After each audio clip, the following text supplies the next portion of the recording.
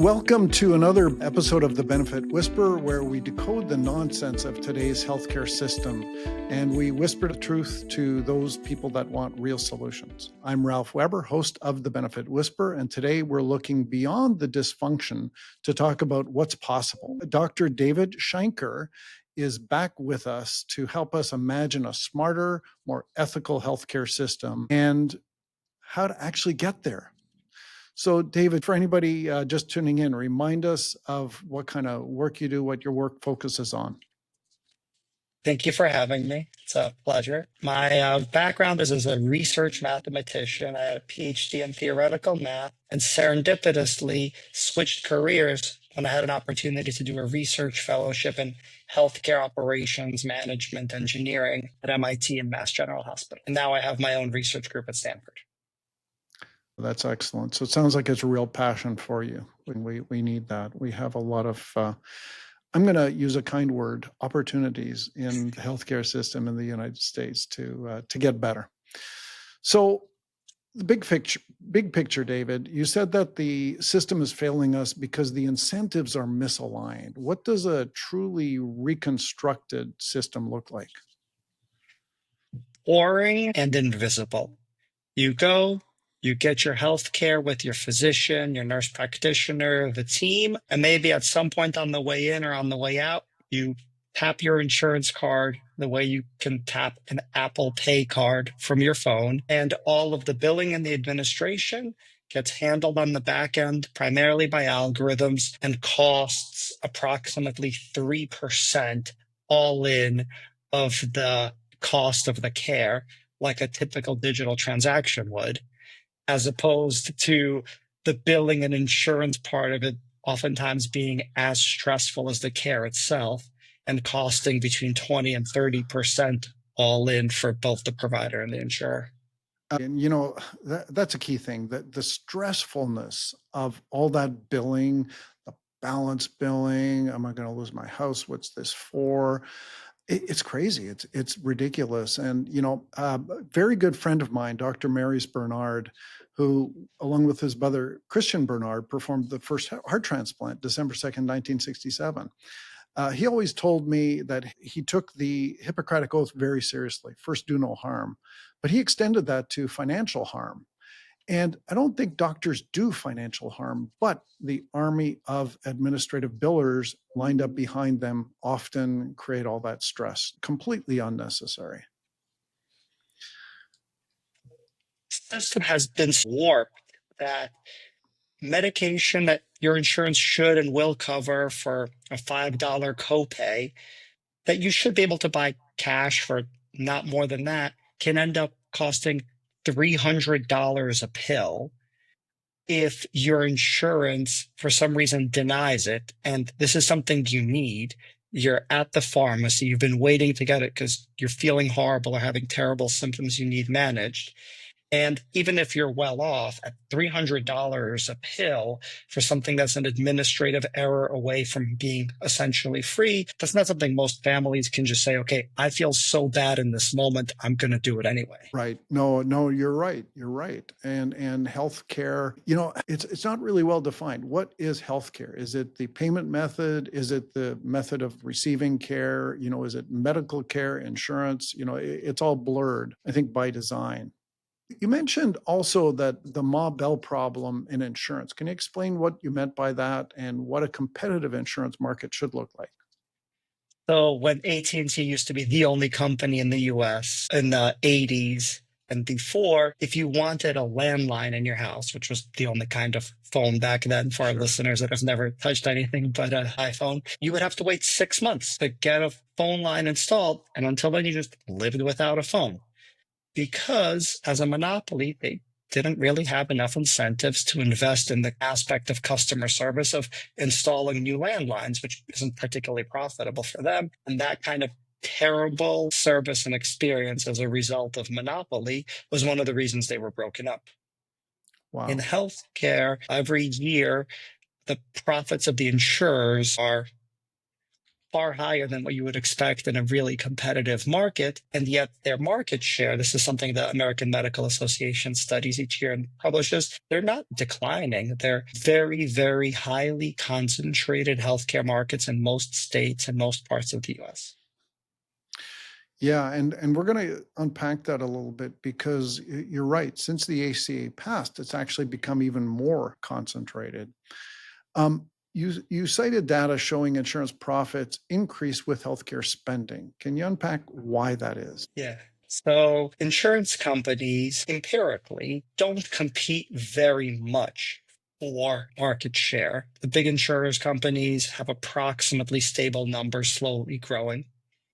How they actually increase their profits is by spending more and keeping approximately the same percentage. So year over year, their profits are pretty much fixed fraction of their revenues. So the more money gets spent on healthcare passing through the health insurers, the more their profits grow.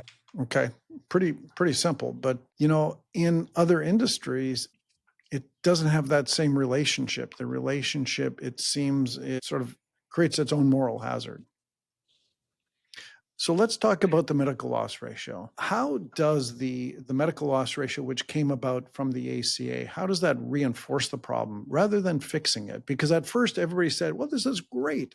Insurance companies can't make more than 15 to 20%.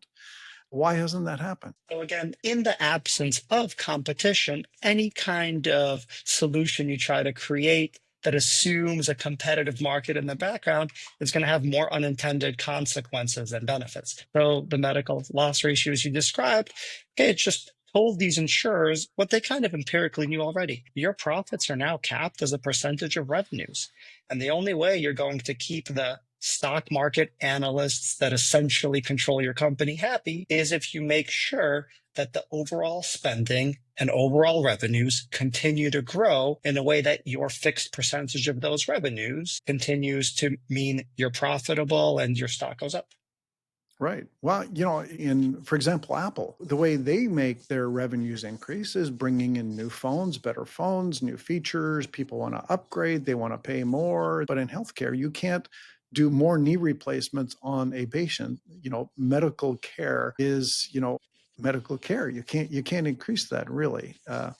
So So I guess, so in theory, I think what you'd like, and this is almost explicitly the motivation for Medicare Advantage existing, you want health insurance companies to use their data, their innovation, and their medical talents to make people healthier. If you collect the same amount of money, but get people to exercise, to manage their chronic conditions more effectively, et cetera, and they consume less medical care, then the population is healthier and you keep, as the insurer, more of the money you got. mhm. Unfortunately, I'm not really aware of any empirical data showing that any insurer at scale has significantly and effectively reduced healthcare spending by proactively helping people improve their health. It's unfortunate because that would be the correct incentive in my mind. Medical loss ratio, the way I explain it to people is let's use the 20% figure, which is for individuals and groups with fewer than 50 employees. So if you design an insurance plan that costs $500, 20% is 100. So it costs $100 to administer that insurance plan. If the insurance executive said, well, how can we decrease the cost of this policy? Well, we can have a narrow network. We can have higher deductibles, higher copays. We can eliminate certain things, et cetera, and we can reduce it. So let's say we reduce it to $250. Okay, now the problem is now you only have $50 to administer that same health plan. And your rent isn't cut in half. Your employees are going to not take a 50% pay cut. It still costs you $100 to administer that policy. So the incentive is to keep getting that 100 and then every year getting 103, 106, like with the cost of, at least with the cost of living.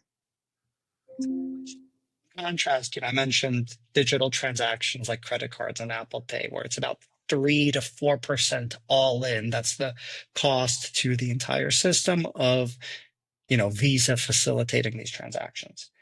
And that market has its own problems, but if insurance was much, much more competitive, then that 20% upper bound to kind of become irrelevant because insurers are competing each other to push Right. down their administrative total. Say, look, we're down at 10%, we're down at 8%. If Hmm. you insure with us, you'll spend fewer dollars total because we're only going to keep $8 out of every 100. I mean, there's no major industry where you can say, hey, you're just going to target approximately 20% profit margins Right. No, minus no. your administrative overhead.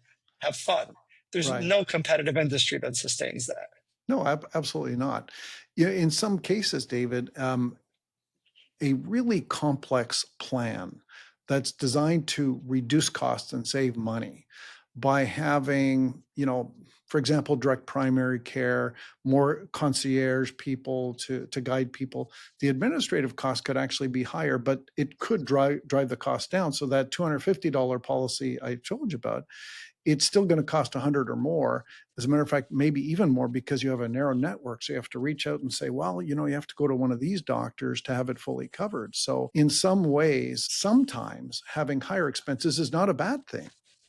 Absolutely. I mean, there are great examples of much more proactively, carefully managed health plans that have higher outcomes and lower costs. There are examples of large direct contracts between some kind of labor heavy, like a hotel chain in Florida, and providers, where by cutting out a third party administrator, TPA, or Sure. other insurance intermediary, and working on direct contracts, you can both improve the health benefits and reduce the overall costs.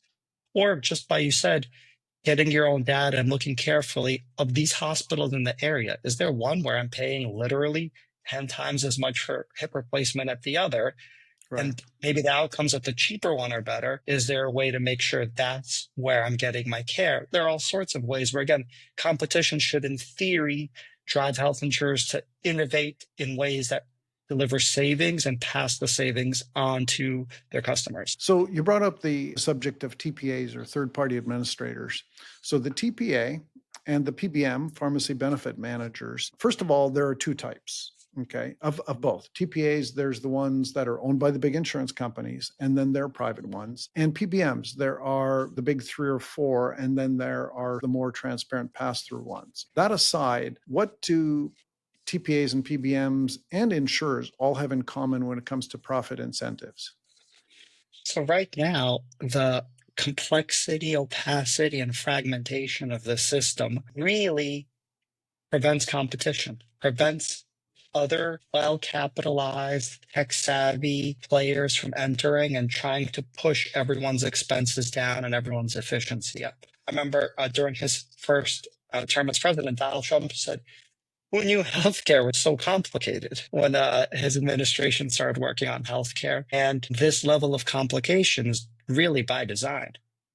It sounds that way. There was a state senator in Oklahoma. His name was Mike Mulroney.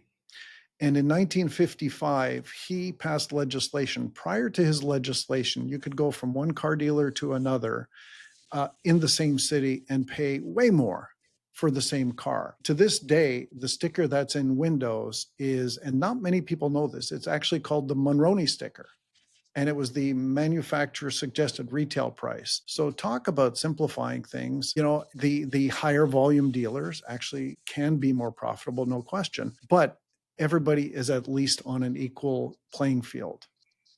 And the transparency is added in competition.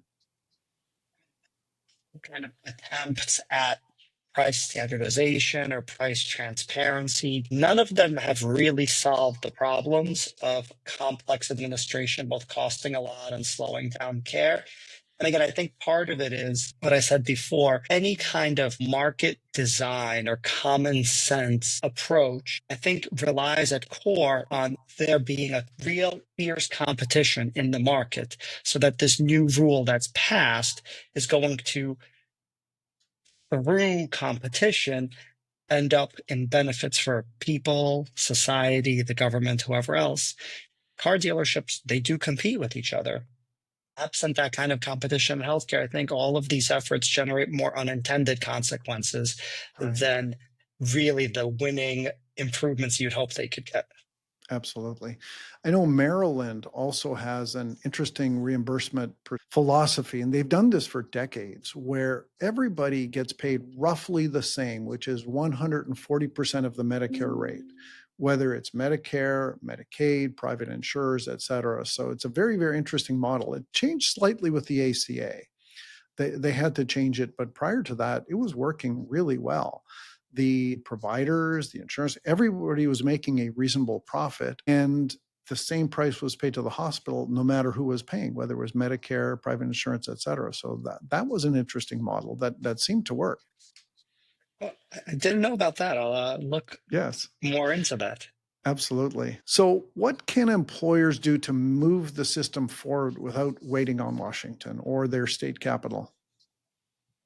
I mean, one thing is make it a top priority, right? Mhm. When Starbucks spends more on medical care than on coffee beans, they know it's an institutional priority to get a good deal. I think there's a great example from Blackstone where all of the businesses they acquire, they actually have a dedicated group inside Blackstone that meets with them and tries to understand, are they actually getting the best possible deal for their health insurance, their pharmacy benefits manager, their third party administrator, and so on? So, making it a priority where you actually spend the money to hire a qualified C suite person and Right. resource that person to make sure your health insurance spending is as competitive as you're spending on other parts of your business. Exactly, David. And, a lot of businesses, healthcare is their second biggest line item after payroll. And they have a CHRO that takes care of the employees. They have a CFO that takes care of finances, but often the health plan is an afterthought. And when we spoke to Julie a few weeks back, she pointed out the fact that these people, these CFOs, CEOs, have a fiduciary duty to really watch that spending and to make sure they're doing exactly what you said, to be competitive, not just to go through the motions, but to actually have a competitive TPA, PBM, et cetera. Yeah, absolutely. I think another huge opportunity, and you read about the individual case studies, that when companies really look into this, they don't just reduce costs, they improve quality. They kind of Exactly. guide their people to higher quality primary care, better preventative care, better chronic disease management, better care providers when you have to choose as a patient and it's difficult and stressful. True. So it not only saves the top line for the company, it actually makes your workforce healthier. Absolutely. So you've praised industry-wide standardization, David. Where's the low-hanging fruit to start with? So I think a small part where you can start with is digital medicine and remote patient monitoring. In healthcare, it's always easier to build something new than to try to change an entrenched legacy system. Right. We've had incredible success in type 1 diabetes care through remote patient monitoring and digital interventions because we were building something rather than trying to fight with an entrenched model. And as the wearable sensors get better, now you can wear anything to measure blood pressure, your heart rate, atrial fibrillation, your glucose, and so on. The opportunity for chronic disease management, which are by far the biggest drivers of healthcare spending, morbidity, and mortality, hypertension, type 2 diabetes, et cetera. Those are places where there needs to be rapid experimentation, competition, and data driven evidence for what kind of models help what kind of people and populations at the lowest cost. I sense that a lot of healthcare, health insurance CEOs, C-suite people come from the era where a wearable device was a mood ring that showed the mood you're in. So yeah, absolutely a need to embrace technology. You mentioned, David, in the last episode that if we had a national sort of Freddie Mac for healthcare, what would it do? Well, my personal hope and the hopes of my colleagues that we articulated recently in the Newsweek opinion piece is that it would move towards healthcare contract standardization and digitization. So the way that if you want to buy something online right now, you don't need to call them and spell your credit card number, and then call UPS and spell your address, and then call your bank and tell them it's okay to pay the claim, instead of having an analog system where humans are making the connections between Right. everything. Standardized digital contracts, on top of which standardized transaction systems could then be built to move towards what we talked about at the beginning, a boring, invisible healthcare administration system where you just click your digital health insurance card like you would Apple Pay, and neither you nor your care team spends any more time than that on the billing and insurance part of it. Right. And I know that a lot of claims adjudicators, they will get a claim form in as a PDF. And sometimes they actually physically, and sometimes they're handwritten. So they physically have to rekey those numbers. And people make mistakes. It happens for all kinds of reasons. So it's easy to make mistakes. And a lot of times there are errors in healthcare, some by design, but many innocent mistakes, that where something is written down incorrectly, keyed incorrectly, and the wrong charges go out. And because healthcare statements are so complex, most of us don't know how to read it. And we end up paying, I know I myself, who am pretty healthcare savvy, I've seen mistakes on my care and I've questioned them. And sometimes they will fix them, but sometimes they'll just dig their heels in and say, no, if you don't pay it, we're going to take you to collections. I mean, I think all of these things can correspond to better quality. So on one hand, there's just a massive amount of healthcare capacity, time that nurses and doctors don't have to spend with their patients because they're staring at a computer screen purely Right. for the purpose of coding. And then on the other hand, these are extreme, but they illustrate the point. The fraud detection is not good. I mean, there was just a doctor in Texas, a horrific story where he was jailed and said to pay something like $30 million back because he had been Wow. falsifying diagnoses of arthritis and giving patients these like horrible treatments with side effects in order to just bill for it. And this went on for a long time and hurt many people before he was caught. Whereas now, if somebody steals your credit card and tries to buy a different brand of vacuum than you usually buy, in the Sure. like split second before they tap the card and it gets approved, the algorithmic fraud detection is going to identify it and cancel the purchase and send you a text.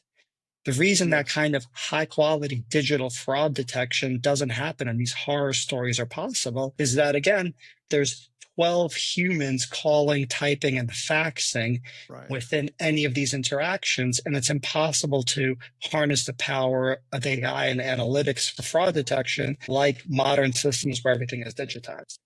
And I think it is possible to have a medical payment system that is AI driven, AI oversight that scans for these things. I know it's possible. It's just by design, it's not desirable because it cuts in on the middleman's profit, right? Yeah, absolutely. So, what's your take on Medicare Advantage for all? Is it reform or is it privatization in disguise? Oh, it's privatization. And again, I've done some research and I'm currently doing some ongoing research on Medicare Advantage, but there's almost no empirical data of Medicare Advantage companies actually making people healthier through better or smarter care design, and overwhelming evidence that Medicare Advantage companies extract tens of billions of dollars by the two practices. One is upcoding, where they'll send nurses to people's house just to interview them, and if they say any word, then it can be coded, and the government can be charged more for a condition that later turns out the patient doesn't have. Right. As well as favorable selection, focusing on which people can we recruit to our plan that we will spend less on than the government will pay us. And there's voluminous empirical work showing that for the same type of patients, for the same types of outcomes, the government and the taxpayers pay far more through Medicare Advantage than through traditional Medicare. Wow. So the advantage is for the insurance company. Exactly. Yeah, wow. So if we treated healthcare as a human right, how would that reshape the market and the policy landscape? I spoke to Don Berwick about this last week, but I'm interested in your take. I think there are two separate things, right? If you treat it as a right, then of course we wouldn't be talking about cutting Medicaid and disguising Medicaid cuts as work requirements, where they're really just cost saving Medicaid cuts. It would be a very difficult political conversation. However, the principle that everybody should get health care, I think, is still different from the principle of healthcare should be administered in a digital, rational way like other industries. I Right. do think the one link is if you're going to demand that everybody have high quality healthcare without destroying the US budget entirely, then you're Sure. going to be forced to more proactively fight the current interests that make it so expensive and inefficient. I agree with you completely, David. So make it more competitive, make it more efficient. Use AI. Don't use legacy systems that force that inefficiency, force people to print out. Sometimes they don't even have two monitors. Print out something and then rekey it. It's terrible waste of human resources, of time, of money, and it leaves room for error. So, what do you think is the single most powerful policy tool available to Congress right now? I think it's less about specific legislation and more about making something a priority, identifying it, and reducing the hurdles that aren't based on any kind of law, but more are the inertia of status quo and entrenched interests. Yeah, it's status quo. That's it. I once had a patient that I was doing some advocacy for years and years ago, and what we provided was not as smooth as show your card and sign the HIPAA release form and go in. It was more complicated, but it saved a lot of money. And his quote, and I love this quote, was, "We're so used to dealing with a familiar broken system." And that's what it is. It's a familiar broken system, and people don't like change if they don't have to. So they continue on that familiar broken system for way too long. David, what is the biggest myth about healthcare reform in America? Companies want to drive down healthcare spending, and that denials, delays, and other things are a way to cut our healthcare costs. And that this is an inevitable byproduct, harmful, but unfortunately necessary, of the concentrated effort to prevent healthcare spending from growing. I think that's a myth. I think that the Mhm. persistent growth of healthcare spending is the number one financial target for these health insurance companies whose profits are directly tied to that persistent growth. Yes, absolutely. Wow, there's a lot here. I mean, we could go on for a long time. So, one thing that you wish every employer knew about the insurance companies that they're dealing with. That there are similar employers all over the country that are paying far less and getting higher quality care and better access to preventive services and chronic disease management when they make it a top priority to find those kinds of opportunities. Absolutely. And I think the statistics indicate that, if I'm not mistaken, 76% of Americans, other than Medicare, Medicaid, VA, are self insured in some way, shape, or form. And in some cases, as we spoke about earlier, uh, the systems may be more complex, may require more help, may require advocacy, which increases the fees, but actually decreases the cost. I've got a client where 3 years in a row we've reduced their costs. The first year they were 20% under the KFF median, and Milliman index. The second year it was 30. The third year it's 35% under. So it is complex. It's hard to achieve, but it is doable. So, David, if you had 60 seconds in front of Congress, what would you say?